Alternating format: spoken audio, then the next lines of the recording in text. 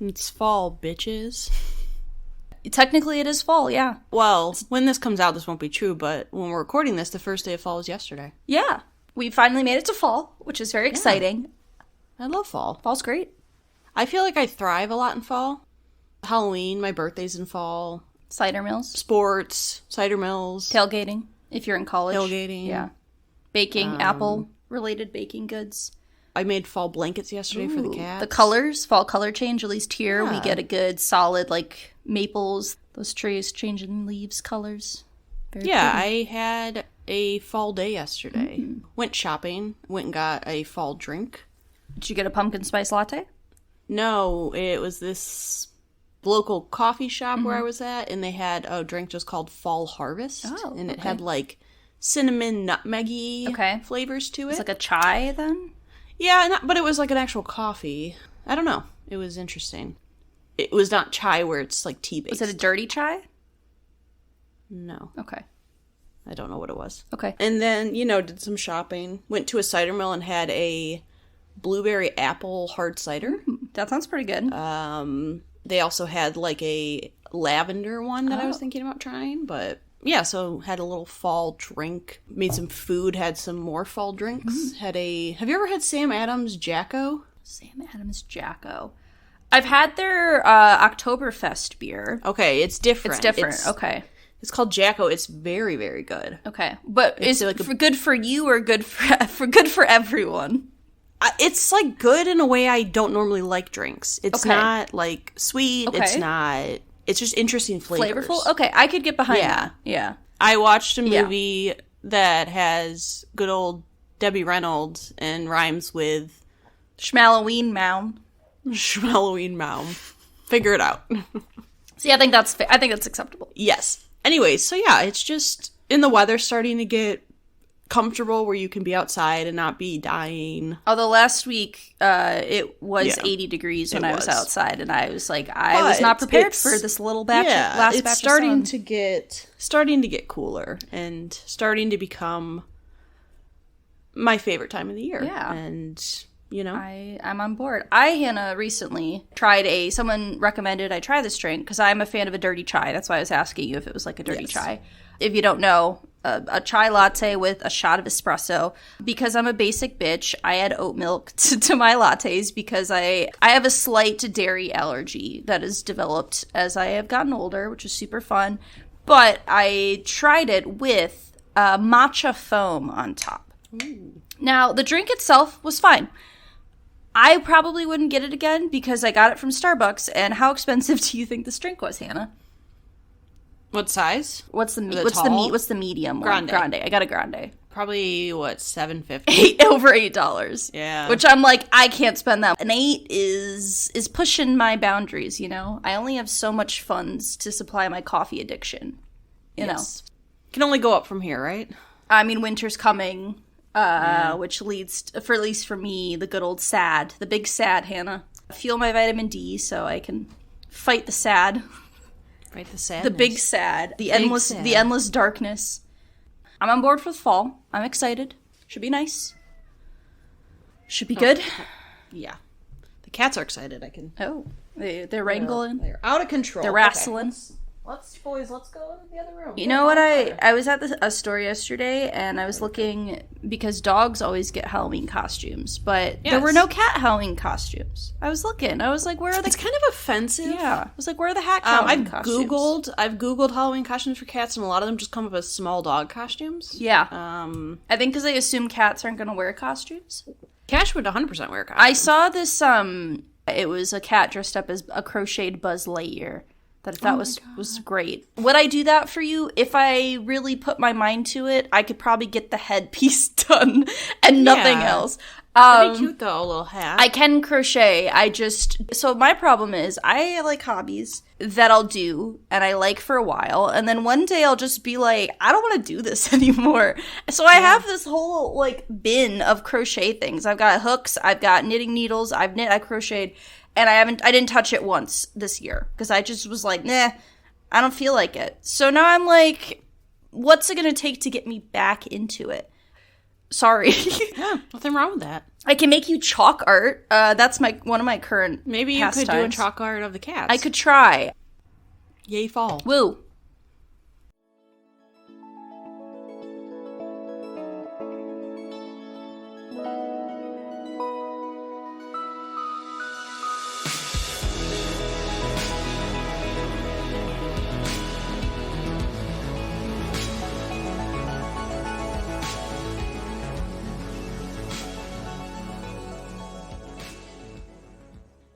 You know what it's not, Hannah? Summer. Summer. Summer.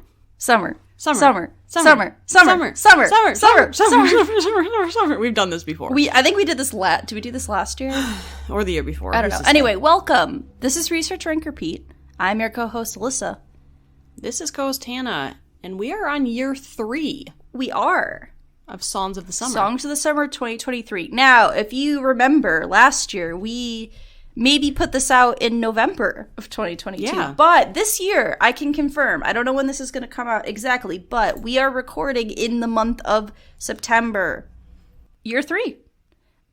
And what a mistake it was to follow the same guidelines we did last year and the year before. Because this year, we ended up with 93 songs. Yeah, and it was very hard to come up with a list of 93. Can we just say, though, 93 songs and not a single DJ Khaled? Not a single DJ Khaled. The first time in 3 years. We the best. We the best music. Another one. We didn't have another one. We didn't have another one. There was Drake, though. Drake snuck back in there. Yeah. Drake will never leave. He sneaks his little raccoon paws into everything. Gets his little paws, gets his little Degrassi fingers in there and clings in. He gets in there. I know there might be a little bit of background or something, but do you have any general thoughts about this year's list? Was that Carl or Cash that had input they wanted to discuss? I heard somebody. Carl said, I'm so glad there was no DJ, and I said, Okay. same. General thoughts, though. This is perhaps one of the weirdest years for pop music. And I'm not just talking, like, since we've been doing this. I'm talking in general. Yeah. And another thing I have to note is that Hannah, I'm not a huge fan of country music. Mm-hmm. I'll listen. I had to do a lot of digging into the country genre for a variety of reasons. We'll get into some of that. But my big takeaway is that country music was the winner this year. They came out on top. Figuratively and literally on top. Yeah, there is a lot of country this year. There was also a lot of a couple artists who just had like a whole album basically on the list. I will talk about that. We had a couple artists, a new album drops, their song on those albums chart for 1 week, and then like every song except for maybe 2 leave the list. There was a couple repeat songs from previous years. There was Miguel. I was like, Miguel's on this? So, TikTok, Hannah. I did background because I was confused. We got a surprisingly large number of songs that were either remixes of past songs or just past songs that were coming back. And then you had like Taylor Swift with her yes, re-release of her music. So you had songs that were previously, you know, big, and then there's like a re-recorded version, so technically a new version, but old songs. We'll get to that. I have some background. Yeah, on that. I think overall, though, I had a very hard time picking a top 5. I did too. I narrowed it down to a list of probably like 25 songs, and then it was very hard to get down to 5. There are currently 10 songs on my list that I still just left in there because it was hard. Mm-hmm. It was really, really hard. It was really hard. On the flip side, worst songs, super easy. It was, but it was nice because it was easy where, like, there weren't a lot that I felt were horrible songs, but there was, like, a couple that right away I was like, oh, I hate this. Yeah, but if you have background, we can get into that. We've gone over kind of, like, what Billboard Songs of the Summer Hot 100 charts are, but I'll just kind of do, like, a little refresher in case you haven't heard our previous episodes. So, essentially, what the Billboard Songs of the Summer is that it's a cumulative list of the top streaming, airplay, and sales of songs that goes from this year. It was between June 10th and September 9th, but it can vary depending on like how the weeks line up. But generally it's through the months of summer. Usually it's 14 weeks. That's what it was this time. And because of the way that works, we end up also adding Hot 100. The first year we did this, essentially the Songs of the Summer list was dormant for 14 weeks. We had, I think, 5 new entries the entire time. So that's like, what, close to 30 songs, which is a little low. Like, we'd like to have more than 30. To supplement, we went to the Hot 100 list, and we added every week the 1 through 30. And that's how we ended up with 93 songs. And it's because it's a cumulative of the sales, airplay, and streams. What happens is when a big artist releases a new album, everybody wants it as soon as it drops, which means that every song is going to be charting. People are buying the full album. That means every song is going to chart. It's been going, I think, since the 50s or 60s, if I'm remembering correctly. I can't remember exactly what it was. So, first thing I want to talk about is the TikTok influence. We had several songs this year that were influenced by TikTok. The Weeknd had a few songs. Die For You recharted, and that was a song off of Starboy in 2016. Miguel, there's like a sped up version of a Miguel song. There's like Cupid. I mean, I definitely noticed, like, every year we notice this where a lot of the times I hear these songs because of TikTok. I've, like, never heard the song until TikTok came around. I guess makes sense because people will hear the songs and then they go look them up. Right. It's interesting because I wonder, in, like, previous, like, top 100, or, like, the songs of the summer, or, like, the Billboard charts, when they didn't have, like, social media influence, like, a lot of those songs were just songs that were, like, probably getting a lot of airplay on the radio.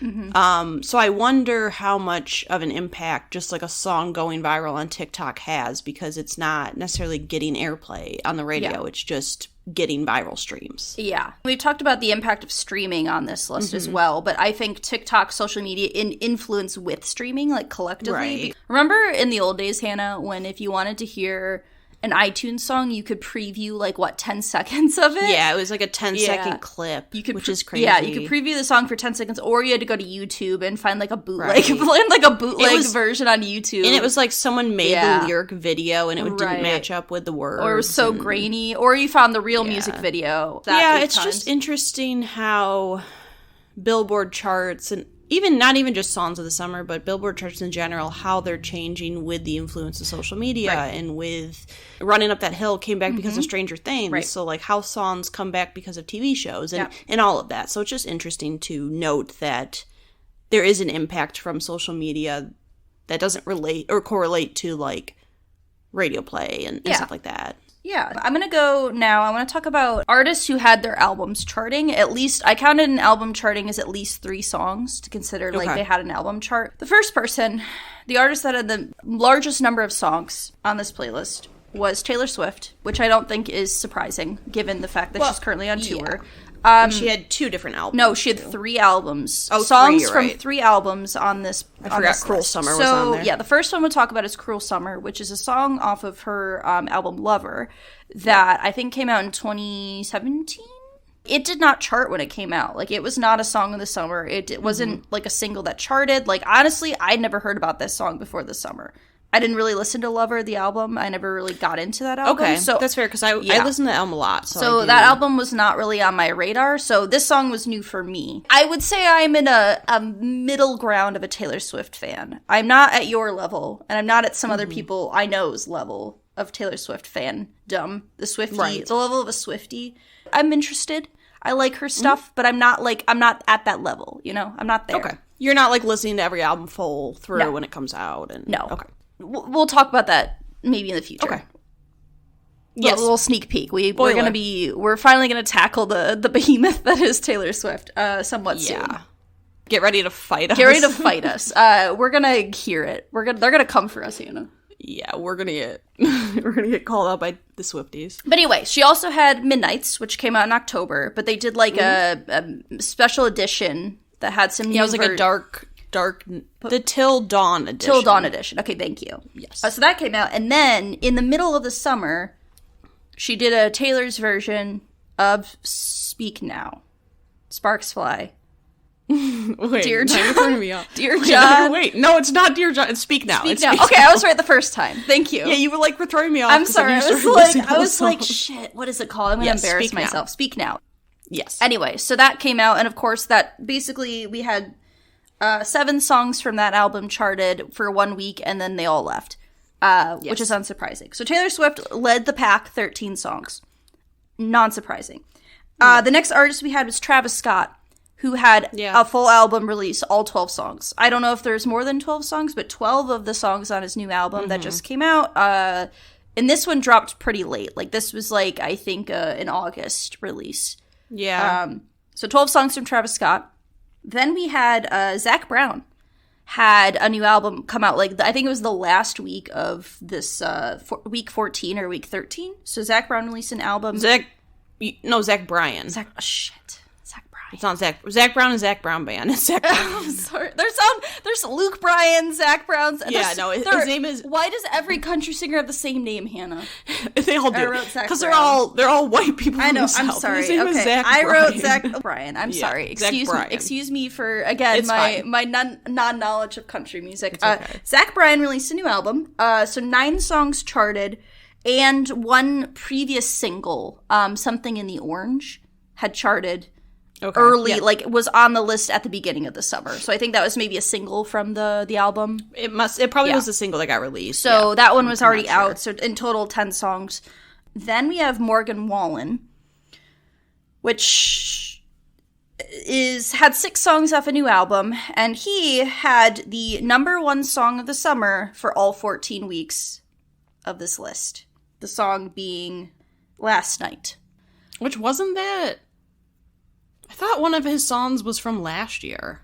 I think so, but I don't think it's that one. No, it was the You Proof. Because remember Proof. I said he's comparing... I think that was on this list again. I think so. You Proof was on the 2022 songs. Are you aware of the controversy surrounding Morgan Wallen? That he's racist? Well, yes. There's a lot of controversy surrounding Morgan Wallen. I had to do a deep dive because I was like, I don't know who Morgan Wallen is. And he's newer. He's a newer artist in the country music scene. In the past, 2-3 years. Yeah. So he was a rising star. Then a video came out of him using the N-word drunkenly. Correct. Which people were offended and upset about that. And then he went on a sort of apology tour with this album, kind of. And then, of course, it was number 1 for 14 weeks. So, unfortunately, and I don't want to say all, because it's not all, but a weird trend with country music was songs... It's like songs trying to cause outrage. It felt like was on theme this year. Yeah, I mean, I wouldn't necessarily say that his music was like... No, not his specifically, but... I know what you're talking... I know what you're referring to. But he's a controversial figure... in the industry currently. To some people. Yes. Some people probably not. Some people, yes. Yeah. But I mean, considering he sold out his whole tour, Yes. I would say most people don't find him that controversial, but that's, Yeah. Or people have gotten over that. Or they've forgiven him or whatever. Yeah. So the other artist with an album charting was Lil Uzi Vert, who had 3 songs charting kind of early on in the summer. So I have our top 4 songs of the summer. I just got our top 4. Last Night stayed number 1 for 14 weeks. So this is the first time a country song started at number 1 on the Hot 100 and Hot Country lists and ended up being number 1. The closest an artist has come, Hannah, and I want you to try to guess, because you do know the artist and you do know the song. I'll give you the year. So the year is 1998. It's country? It's country. So... I really want to say Survivor by Reba, but I don't think it is. It's not that. It's not Reba. You have the right gender. Shania? Is it, the Don't Impress Me Much? No, not that one. Oh my god, I can't think of any of her songs. Last night we made it. Yeah, It's called You're Still the One. You're Still the One. You're Still the One. There we go. Yeah. I got there. So that one almost did it. And another favorite, Hannah, in 1974, a song by a country artist that you're also familiar with was in the top 10 in the Hot 100 and country, and then finished number 1 on the Billboard, Songs of the Summer. So didn't start at number 1, but was in the top 10. And that artist is Country Roads Take Me Home. John Denver. It's John Denver with Annie's song in 1974. Oh, I love Annie's song. So that was the last time that an artist did a similar thing as well, in the country genre specifically. So number 2, ending in number 2, I should say, is Fast Car, which is a cover of Tracy Chapman's Fast Car, done by Luke Bryan. Luke Combs. No, Luke Combs. God damn it. It's getting a little rude. I wrote it down somewhere. I was like, I wrote it down. Luke Combs. I did write it down. Something that I think is interesting. I'm so sorry. I can't do it. I really never noticed all their names were the same. No, they're all Luke, Bryan, Zach. It's all just generic white men. I'm so sorry. Well, we have Darius Rucker, right? Yeah. That's it. There's Kane Brown. Okay. Well, again, I don't know a lot of country. In the men, at least in the men. There's a couple. Okay. There's a couple guys. Something that I think is interesting, and I also watched a video about this because I was very curious about it. Fast Car never charted above I think the 4th or 5th spot of the Hot 100, whereas this song, number 2. So it charted higher than the original. Also, Luke Combs said that his label did not want him to release this. They told him to take it off his album, but he loves the song and release it as is. And he, didn't change any of like the genders, the pronouns, anything like that. He basically sang it as it was done. And so you could make the argument that it feels bad that a white man is taking away the accomplishments of a black woman. Although I don't think necessarily that's the way it should be interpreted. Because there have been so many covers of Fast Car. I mean, you think about or even just think about like Dolly Parton and Whitney Houston, I Will Always Love You. Like, I think a lot of times it's just like an appreciation. Yes. I would obviously agree. they have to get like permission usually to. Fast Car is like one of the most covered songs ever. And it's hard to do it well. So I think it's, it was kind of surprising when I was like looking at the list and I was like, Fast Car. Like, I'm like, but Tracy Chapman's Fast Car? But a country version. I knew. I had heard that he was doing a cover, so when I saw it on the list, I knew it was going to be the cover. And I was like, I'm very, I was going to say, I know you love that song, yeah. Yeah, I love the original, and I love Tracy Chapman's voice. And I remember we were driving in your car. But yeah, and I like the whole story behind Tracy Chapman and like how she got discovered and all this. Yeah. I don't have a problem with the cover. No, I don't either. I mean, I if anything, it's nice to see songs get... Because that song's older, so it's nice to see songs kind of come back and, like, maybe people look into his version and see the original version, and so maybe that leads to more streams for the original version. So it's not necessarily a bad thing. I think a lot of times it's out of respect. Yeah. Fast Chart charted at number 2 for 8 weeks. What? You just said Fast Chart charted. Okay. Fast Car charted at number 2 for 8 weeks, and originally was held by a song we'll talk about in the 4th spot that dropped to 4th. But number 3 is Calm Down with Selena Gomez, featured by, I should have written down the artist's name. Well, it's Seema featuring Selena Gomez. I was going to say she's the feature on it. Or Rima. Rima. Sorry, I've been watching Sex and the City reboot, and there's a character named Seema. No, it's Rima. Rima featuring Selena Gomez. Yes. That charted at number 3, but I believe it was at 3 for 14 weeks, at least it seems like. Sometimes it's hard with those charts. And then number 4, which originally started at number 2, was Flowers by Miley Cyrus. And that stayed at number 2 for 6 weeks. And then once Fast Car took over, it dropped to number 4 for the remaining 8 weeks.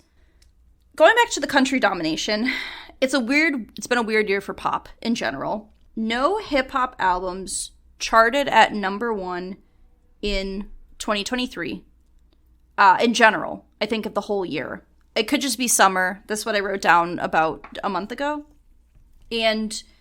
it's the first time a country song has landed the number 1 and number 2 spot in the Hot 100 in 42 years.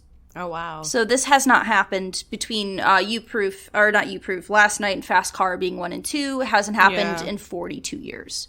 So it's a really, like, unusual change in the pop music sphere this year specifically.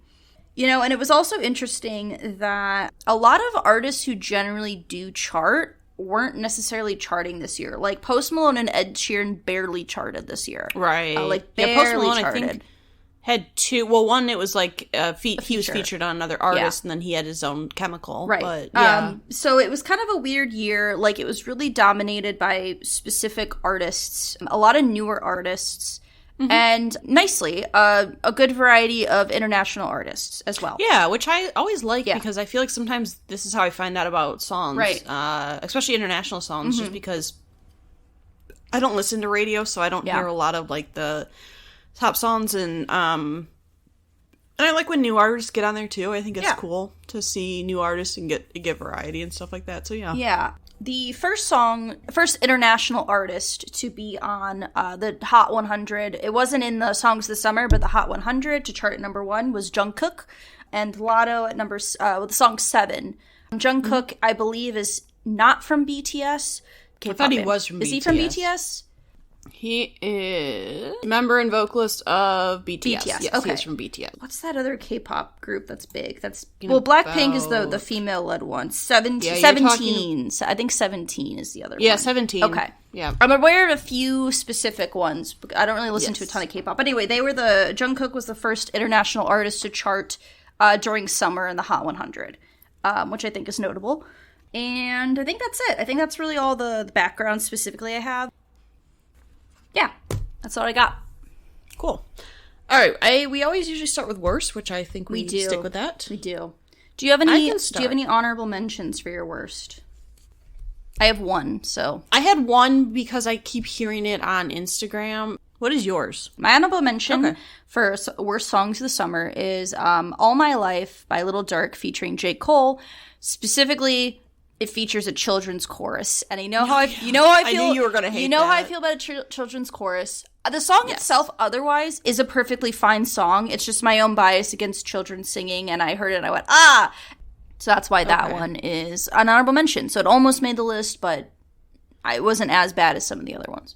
My honorable worst was the song called Next Thing You Know by Jordan Davis. Yes, interesting choice there. Yeah, because I originally put it on because every time I scroll through Instagram, that song comes up, and these people like put their whole life story on Instagram with the song, and I just got annoyed of it. And then when I heard it, I was on the list. I said, "Oh, this has to go on the worst list, at least as a consideration." And then I was like listening to it, and I'm like, "It's not a horrible song. It's just very like repetitive. It's like next thing you know, and then it's like just keeps going, and I don't know. But I didn't think it was bad enough. I had songs that I didn't not like as much. So yeah, it was like number 6.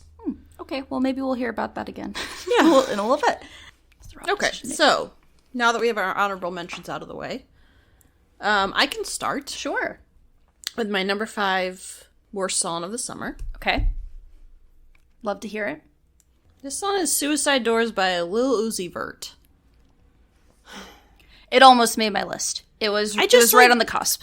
It just is like, it's just too much. There's too much. It is a lot. There's too many noises. There's just a lot happening. And I just wasn't into it. I totally understand. It just was a lot.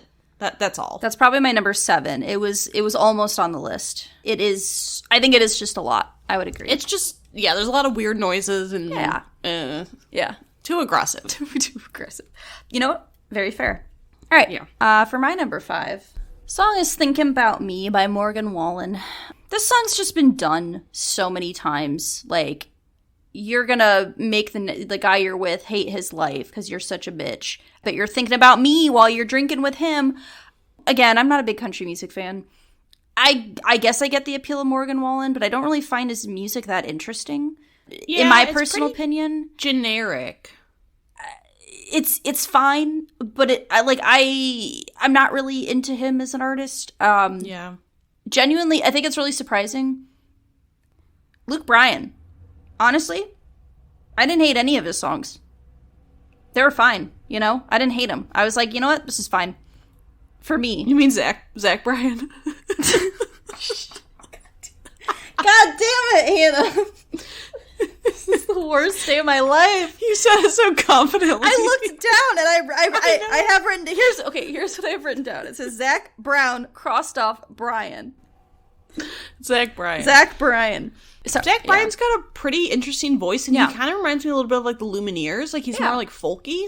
So I don't hate all country music. I just like to point that out. But this one it's just boring. I've heard the song done way better than this. Like Before He Cheats, I feel like is a much better version of this song. You know, there are artists who do a lot better that are a lot more interesting, a lot more fun. So I just was like, it's boring. It doesn't do anything. Number 4 is a song called Religiously by Bailey Zimmerman. I don't know. It's just... It's too... It was also almost on my list, too. It was a consideration. It's just too, like, gross. Clingy and, like, I don't know. I just, like, religiously, like, it's just too much. And I honestly don't like his voice. It's very nasally and too country nasal. Yeah. Yeah, so I wasn't a fan. That's fair. Number 4, I have Richmond, North of Richmond. I also watched a video about this song as well. This artist has not signed, has never released an album, and somehow became charted at number 1 on the Hot 100, which genuinely has not happened with the exception of Olivia Rodrigo in more recent time. But even then, she had the backing of Disney, so, like, that makes sense. I just don't like the song. And not in the sense, because I know it has become a big, like, right-wing Fox News song that people love. You know, it's like you can make the argument it's anti-government, it's, like, anti-welfare in part of the lyrics. And the artist has said that it, like, was not intended to be political. All that aside, I just don't like the song. It's just not really, like, it's just really slow, and there's not really a lot to, like, I just feel like it's not very organized. Like, there's a lot going on in the song that he's talking about. And, like, sure, you could make the argument that if you wanted to look at it in, like, a political sense or, like, the arguments he's making could be valid. But it's just there's a lot going on in the song. And I just don't think I enjoy it as a song. Like, as a statement song, it doesn't, like, work for me. I think he has an interesting voice. Yeah. I think he's interesting... Because I remember the Republicans were trying to, like, make it their song. Yeah. And he's like, no, I'm not. It's not for you. Right. Like, he's basically saying that he's not going either way. He's just more of the, you know, straight, whatever. Yeah. Line. Yeah, it is kind of a weird song. I kind of took it as him not having, like, a label and him not having, like, probably like a producer to be like, hey, maybe... try this, blah, blah, blah. I didn't, like, hate it. I mean, it didn't make my list, but it's, you know, it's not the best. Yeah. It's not my thing I would turn on and listen to all the time. It just didn't do anything for me. A lot of the times, I guess with a lot of these songs, it's, like, when they're so boring that I'm, like, I don't need to listen to this, then that... Well, and it's also, like, that's a song I can't relate to at all. Yeah. I just can't. So. That's fair. Okay. Okay, number 3 is Thinking About Me, which is by Morgan Wallen. Alyssa had this song on her list. I don't really think he's that... Nothing's really special about his voice, and his music's pretty generic bro country. I just don't like it. And Alyssa said it's been done a million times, and he did nothing different to make it special. So you don't get any props for that. No. And you make the list. All right. Number 3. Hannah, next thing you know, I'm gonna lose my mind. You talked about this earlier on your honorable mentions. Next Thing You Know by Jordan Davis. It's just, again, I've heard this song so many times. Again, All American Girl, Carrie Underwood. Carrie Underwood's outshining these men all day, all night. Right. Thomas Rhett had a song like that it was like, your life. No. Life changes. There are so many versions of this song that exist. And this one it's the repetitiveness. It's so repetitive. Next Thing You Know. Like, pick a better line. Like, WAP. Right. It's harder. You know. I can, you know. Or at least change it a little bit. Yeah. Like, or like, change it up. Or, like, you know, as the story progresses, change, like, the, you know, the cadence of it. Or something. It just is, it's very repetitive. It's not very interesting. I know what kind of song it is. Again, it's done better, so I just am like, why do I need to listen to this version? Yeah. So, that's why it's on the list. Yes. Fiend. By Travis Scott featuring Playboy Cardi.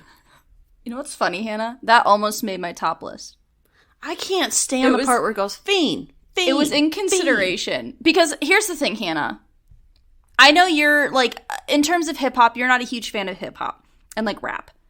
When I played this song in my car yesterday and I was driving and I was vibing and I'm like, this hits for me. Okay. Understand. It also didn't make my list, but it almost did. I'll say, like, the rap part was good, but, like, the Fiend, that was driving me insane. That's fair. That's fair. I was sitting there at work trying to, like, do something. I was like, I can't. This is too much. It's probably also the vibe, right? Like, I had to go drive and, like, play some of these songs because the summer drive vibe is very important for my songs. No, I did. A lot of these I listened to in the car, but this song just was, like, driving me insane. That's fair. Number 2, I have I'm Good by David Guetta featuring Baby Rexha. Nobody, and I mean nobody, should be sampling I'm Blue. Dabba dee dabba die. Babba dee babby die. Dabba dee dabba die, excuse you. That is such a meme. Like, to me, that is like the meme song before meme songs existed of my generation. Yeah. That song when I was like, when we were like 5, 6, constantly on the radio, constantly playing. I have a blue house with a blue window. It's like Marty Wolf from Big Fat Liar, essentially, the song. Yeah. And one, I don't know why someone again, we're doing Y2K stuff, like it's Y2Ks in fashion, and like in terms of the scope of like pop culture. So I understand sampling something from that time frame. However, not that song. And then it's also not a good song either. Like, nothing against Baby Rexha. We saw her in concert. She's a fine artist, but I heard it and I went, Yeah, I didn't love it. Ooh. So I really did not like it. You could do better. You know who's doing the halftime show? Usher. Yeah. Which is wild. Are we in 2000? Well, I was like, sometimes they bring back older artists, and it makes sense, right? Like, why am I blanking on any artists who have come back who aren't necessarily relevant? Like Coldplay, were somewhat relevant. Or like Dr. Dre doing it with a bunch of people. Right. Usher is not someone that I think of like, hey, who we really want to hear from right now is Usher. For a halftime show. Yeah. Yeah, I don't know. Has he released? Maybe he'll bring out other artists. I hope. Because it's gonna be this staple, Yeah. Yeah. And he might do like, he's got like Pitbull might be there. Maybe Justin Bieber. Okay. Yeah. Let's move on to number 1. Hopefully it's the same one, so we only have to hear it one time. The number 1 is Try That in a Small Town by Jason Aldean. Yeah, same for me. I'm assuming it's your number 1. Yeah. This song came out, and it was like, oh, this is not great, this is very problematic, and then Jason Aldean's like, no, I didn't mean anything about it, it's just about, this is what it's like when you live in a small town, and I was like, this is, like, not... Well, one, Jason Aldean is not from a small town. He did not grow up in a small town, he does not live in a small town, so there's that. He's, like, trying to act like he's, like, he has a lot of money, and I don't know about his lifestyle, he probably lives in, like, a big house, he's trying to act like I don't know. That's part there's of it. that. The second part is the music video for his song was filmed in a location that is a somewhere where someone was lynched, which for some could seem is deliberate. It's also just not a good song. It sucks. Like, regardless of whether or not it's making a political or just a statement in general, a cultural, a statement, it clearly is a statement song. It's just not a good song. No. Lyrically, it's not a good song. It doesn't, like, flow well. It's just all bad. Everything bad. It's like the Am I the Only One from I think that was last year or 2 years ago. It feels very much the same as that, where I'm like, if you're gonna make a statement song, make it good at least. Like, make it, like, I think this song charted for 1 week, maybe 2. It was not on there for very long, and then it dipped. I wonder part of the reason it charted was because it was, like, so controversial and everyone was, like, talking about it. Yeah, I'm sure. But, it's just, it's not a good song. What's Jason Aldean known for? Like, what's his big hit? I recognize the name. Like I'm James Dean. Because I recognize the artist. What's it called? Dirt Road Anthem? Dirt Road Anthem. Okay. You got me on the road. She's country? I don't know. Yeah, you would know Dirt Road Anthem. Okay. If you just play like this, find the chorus of it, you would know it. Okay. I mean, he's very much like, he does a lot of songs that are very like bro country songs, which a lot of men do in country. And I think his voice is decent, but it's lyrically, it's not a great song, and it doesn't flow well. It's just very odd. No. Even if it wasn't controversial, it would still be a bad song. Yeah, it's still just not good. On all fronts. That doesn't help with it very clearly making a statement, and Can I just say thank God that Applebee's man is not here this year? Fancy like Applebee's on a Friday night. I can't remember what Scott Wallen, Scott Walker, Morgan. Scott Morgan. Was it Morgan Wallen? No, I'm kidding. It was Scott something, right? No, I think it was. Actually, I have my list. Walker's. It's on my Walker Hayes. Was it 2021 or 20? It was 2021. It's Walker Hayes. Walker Hayes. It's okay. Walker Hayes. All right. Okay, let's move into good. Yeah. Because I'm over the bad. I would like to do an honorable mention to Taylor Swift. Me too. Yeah, me too. I couldn't do. I felt weird to do her song from Midnights because it came out in October. I completely agree. It felt weird to do her songs from Speak Now because while it is re-recorded, it's not necessarily a song of this summer. I agree with that. And a lot of the songs from that charted weren't really songs I would consider like a song of the summer. They're good songs, don't get me wrong. And Cruel Summer obviously was from a couple years ago. So yeah, a lot of these songs I couldn't consider a song of the summer. So I would like to give her a shout out. Yes. I would also like to give a shout out to favorite song by Toosii? Toosii? T-O-O-S? Toosii? T-O-O-S-I-I? Toosii, I think. It was this song called Favorite Song, and it was really good, but it's, like, slower, and it didn't really give me a summer vibe, but it was a really good song. Yeah. Yeah, and then, shout out to Karol G. Karol G's great. Yeah. I didn't put any on my list, but I like Karol G as an artist, so.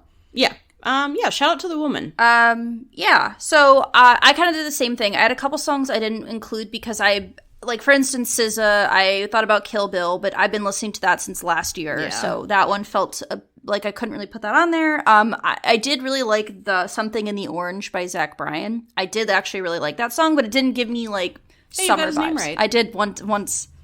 Zach Bryan. Yeah, he has a good voice. Yeah. I wanted to give a shout out to that. I had a really hard time. There are a lot of female artists that I almost made the list that ended up not. Specifically, just because it might be on your list, but specifically Olivia Rodrigo. If I was a teenager right now, she'd be my favorite artist. Like, she gives such, like, Avril girlfriend, but also, like, Taylor Swift, and almost like Kelly Clarkson, like, Breakaway. Pink. She gives, like, encompasses that, like, era of music that I really liked, and, like, Bad Idea was, like, almost on it was number 6. It, like, just skimmed the bottom. But she's killing it, doing great. Keep up the good work. I love, there's a meme where it's like people over 25-year-old like women listening to Olivia Rodrigo, and it's like a woman running up and like kicking a trash can and then running away because it's like, it is. Yeah. It honestly I was like, that feels too accurate. But anyway, so I had a couple other female artists that didn't make the list, but were pretty close. I had a really hard time picking. It was a hard top. There was a lot of really good songs. Yeah. It was hard. Which is never a bad thing, but it's hard to pick. Yes. Okay. Well, speak of number 5, Bad Idea, right, by Olivia Rodrigo. It's just such a, like a... It feels right. If you remember when Girlfriend came out and we were like... Motherfucking Princess, yeah. Yes. It's just like that epitome. Hannah and I have talked about this, not on the podcast, but Vampire, which also didn't make my list, but also great. Fame fucker. Bloodsucker Fame Fucker gives, I'm the motherfucking princess vibes. She is just... Yeah, I know for sure would have been my favorite artist. And I don't... If I was, and even now, like, I just enjoy it. Yeah, I just like to rage. I think she makes very... interesting pop music like that fills a gap that hasn't really been filled in a while, like at least more modernly for the most part. It's interesting how she can make like modern music that reminds me so much of like the 2000s, like the artists we just mentioned, right? And I think she does a lot of things lyrically that are really impressive. I think she takes a lot of like melody, like she mixes it up a lot, which I really appreciate. Her album, I haven't listened to the whole thing, Guts, her new album, Guts, but I've heard a couple songs and they're all very different, but they work together. So I think Olivia Rodrigo has made my list. She was on my list, I think, in 2021. She was on with Good For You. Good For You. Yeah, and I just think she's a very interesting artist, and support. Got my support. I had such a hard time picking between the two songs that will be number 5 and 6. So it was very, very close. Yes. A game time decision was made. Number 5 is Cruel Summer by Taylor Swift. I kind of alluded to this earlier, and I was wondering if you'd pick up on this. I'd never heard the song before this summer.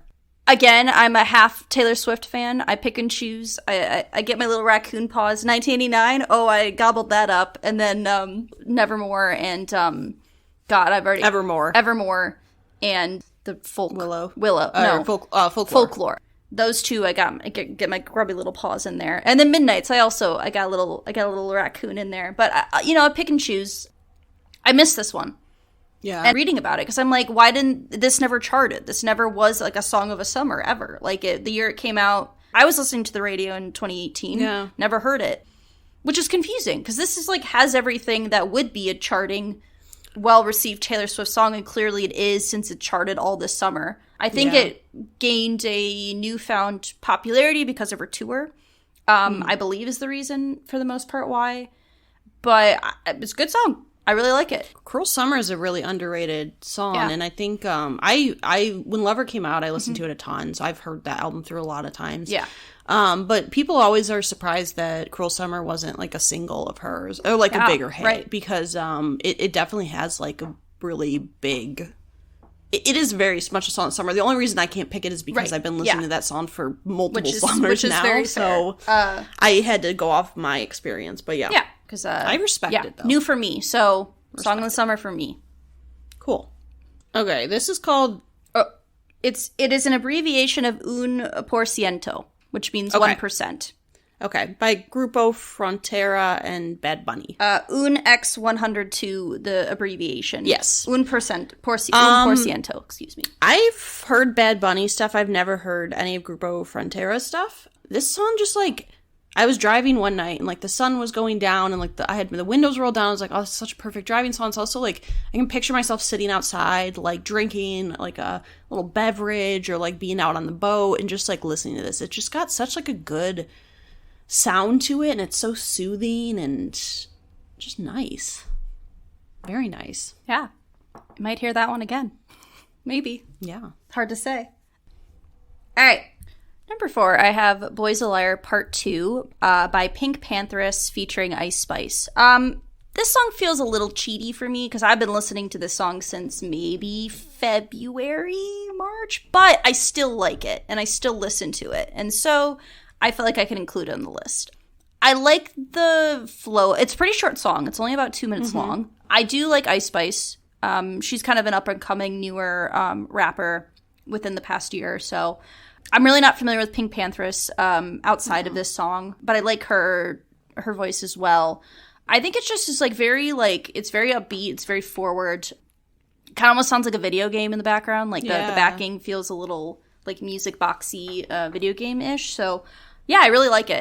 And I kept being like, can I include it? Because I've been listening to it for so long. But I'm like, I still like it the same. And technically it did come out this year or like I heard it this year. So I was like, okay, I feel like I can include it. Yeah, I was so sad I cut it. It made it towards the end, but I just like there was just too many good songs. But I really enjoyed it too. Yeah. As well. Number 3 is Dial Drunk, Noah Kahan with Post Malone.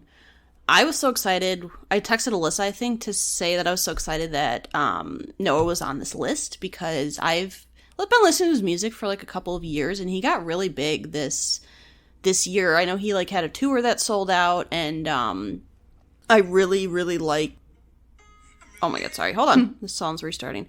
I really like his music, his vibe. He's got like a really cool like folky vibe. He's a really good songwriter. And Stick Season, which actually came out like last year, he released like an extended edition. That's nice. Like one of my favorite albums from start to finish. So yeah, I was just really excited. I always like to see artists that I've liked for years finally get like recognition, become, more popular.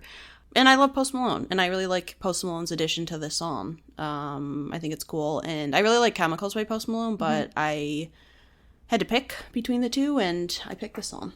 Yeah. All right. Number 3, we have a match. I also picked Dial Drunk. Noah Kahan. Is that how you pronounce Yeah, his it's Khan, so I think it's Khan or Khan. Khan. Okay. Khan. Okay, I wasn't sure, so I was waiting for you. I was like, hopefully you'll do it. Yeah, I think it's Khan or Khan. Okay, Noah Khan with featuring Post Malone. Yeah, so you've mentioned this artist to me before. Yes. And I'm still not super familiar with a lot of his work, but you talked about him, and then when I was doing the list, I was like, oh, this is the artist that Hannah really likes. And I was like, with Post Malone, that's interesting. And this is like the subgenre of like country adjacent that I do really like. I'm pretty big into folk, like Lord Huron, that kind of vibe I can get with. That's as close to country that I like actively listen to. Like folksy kind of blues stuff like that. But yeah, this song's fun. It's a fun song. Yeah. I like again, I agree. Post Malone was a really good choice, which he doesn't usually do this type of stuff with his own music. But he sounds so good on But it works really well. Yeah. And I agree. I also liked Chemicals. Post Malone was on my list, I think 2021, maybe 2022.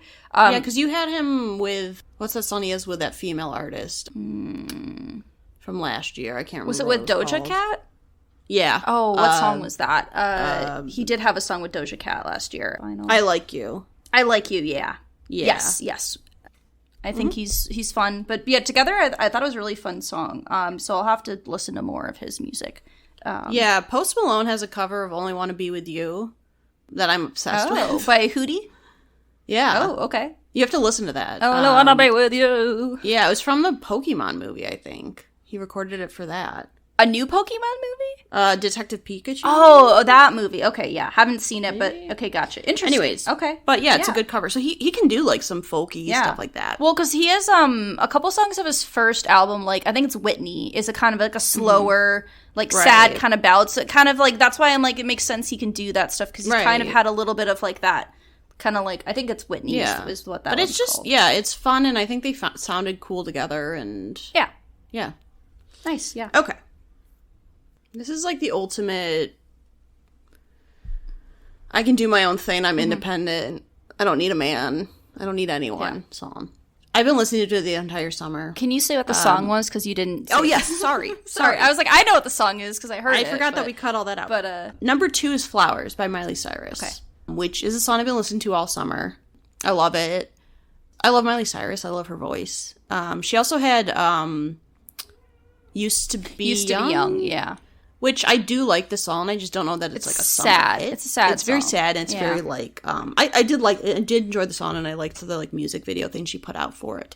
But yeah, I just think it's a cool song. It's just like a song I can bop to in the car and feel good about myself. Yeah. I have sorry to say, Hannah, that this was a song I listened to too much, and I got sick of it by the time I came to summer, and I heard it everywhere. So I did like the song. I appreciate it, but I haven't really listened to it much this summer because heard it too much. It did come out before summer, and also was all over like Instagram and stuff. But I do enjoy it still. So no, I think I'm a fan of Miley Cyrus. I like what she does. I support her endeavors in music. Yeah, this I also Hannah's number 4 song I have as number 2. It's Un Por Ciento, Grupo Frontera and Bad Bunny. I've had Bad Bunny on my list before. I think he was on my list last year with the song, because I was just looking at that playlist, Mi Porto Bonito, that was out last summer. So I had his song. What? I just remembered your comments to me about Bad Bunny that we No, I also, you know what I also thought about were my comments I made about Bad Bunny, and then we had to get rid of because I could not verify if that was true or not. I have the file still. I know. Hannah, I don't know if someone lied to me or if the internet has wiped that information. I don't know. Unclear. Okay. Either way, I'm not going to say that now. In Songs of the Summer, there will be songs that I'm familiar with, and I'll be like, okay, I like this song, I'll include on the list. And then every year, there's always like 1 or 2 songs that I'll hear once, and I'm like, that's probably going to be on my list, and I'll add immediately. And this was that song. I heard this song and I went, whoa, I like this song. I like the combination of the two. I don't know anything about Grupo Frontera. I've not heard anything about them, but this song like hit, and I was like, yes, this is it. This is a song I really like.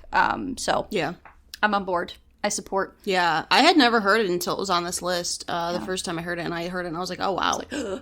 I immediately was like, this has to be in my, at least consideration. Yeah. Okay, number 1, as far as I'm concerned, there's only one right answer. Number 1 is Dance the Night, from Barbie the Album by Dua Lipa. It's just such a summer song. And I would say Barbie. I'm just saying the name because whatever. It was this. I would say that was the movie of the summer. And they had quite a few songs from the movie on this list that made it into the top, and rightfully so. But this is the one from the movie that, like, feels like such a song of the summer. And it's, like, it's got a lot of, like, jazz, like, disco vibes. Heavy disco.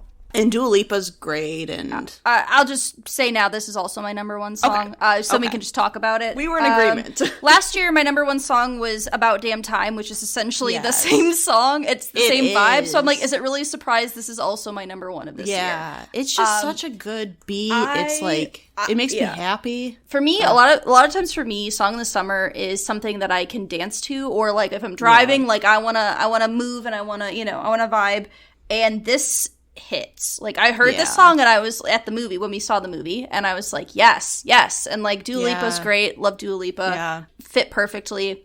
It is a very, like, it's a fun song. It gets you, like, the beat's great. I love the disco vibes. I'm here for it. The revival of that disco, like, has been, like, thriving. I've been thriving in that the past, like, 2-3 years.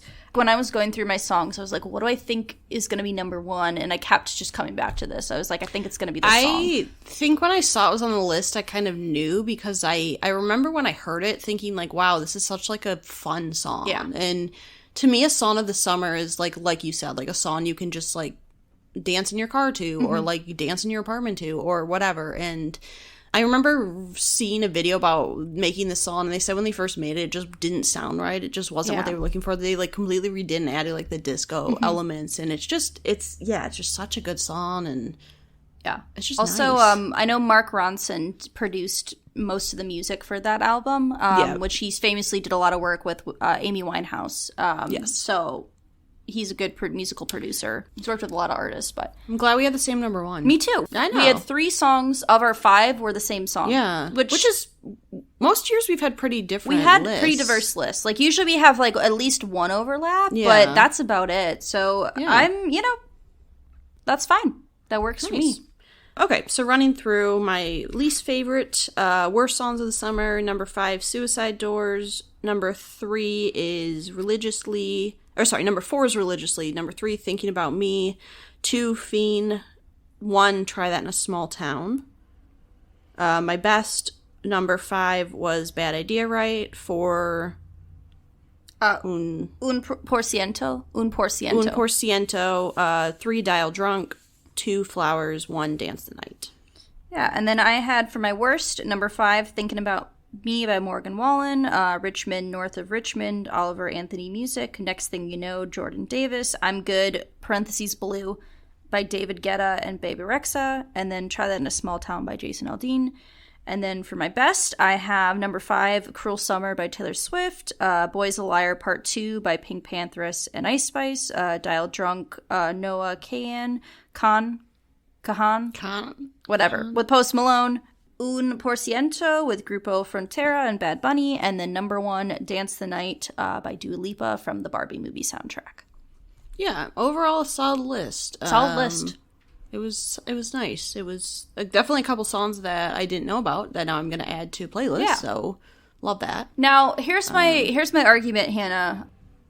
Dial Drunk only charted in the 20 to 30 range. Yeah. It never went above 20. So if we didn't do Hot 30, we wouldn't have gotten We wouldn't have had it. Which was both in our number ones. Both in our top 5s. So there's that aspect that I feel like that happens every year where there's one song that I wouldn't have gotten unless we did 30.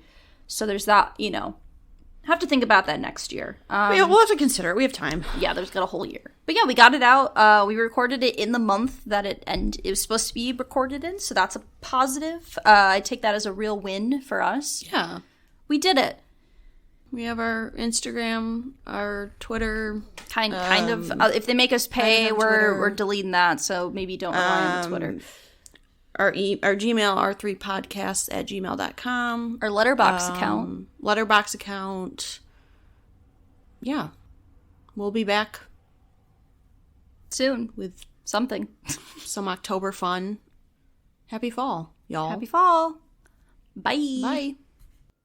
We would like to thank Joseph McDade for our intro music. He provides free music available for all kinds of creative use.